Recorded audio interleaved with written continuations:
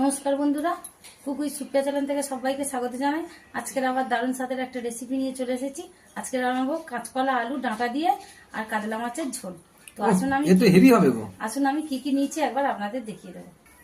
তো এখানে হলুদ, লঙ্কা গুঁড়ো, এই লবণ, হলুদ, লঙ্কা গুঁড়ো মাছের সুন্দর করে মাখিয়ে নেব।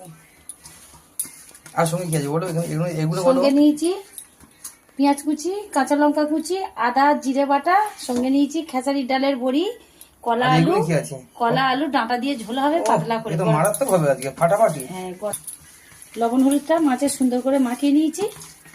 পাশে গ্যাসটা জ্বালিয়ে সরিষার তেল দিয়ে দেবো পরিমাণ মতো। তেলটা গরম হয়ে গেছে, মাছগুলো একে একে ছেড়ে দেবো। মাছগুলো ভাজা হয়ে গেছে, দুটি লাল লাল করে ভেজে নিয়েছি, তুলে নেব।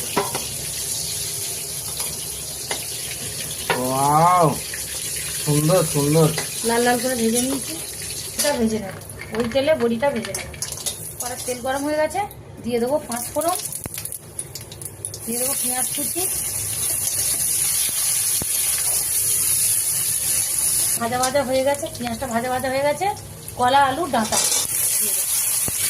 গরমের দিনে কলা আলু ডাঁটা দিয়ে বড়ি দিয়ে আর এই জ্যান্ত মাছে দিয়ে দেবো 1 চামচ হলুদ, দিয়ে দেবো পরিমাণ মতো লবণ, দিয়ে দেবো জিরে বাটা, দিয়ে দেবো 1 চামচ করে। কষা হয়ে গেছে, দিয়ে দেবো জল, দেবো ভেজে রাখা মাছ আর বড়ি। হয়ে গেছে কমপ্লিট। এবার আমি গ্যাসটা অফ করে দেবো। এরকম পাতলা পাতলা থাকবে। যা লাভই হচ্ছে না দেখতে, সুইট 16 একদম। গরম ভাত হেভি লাগবে।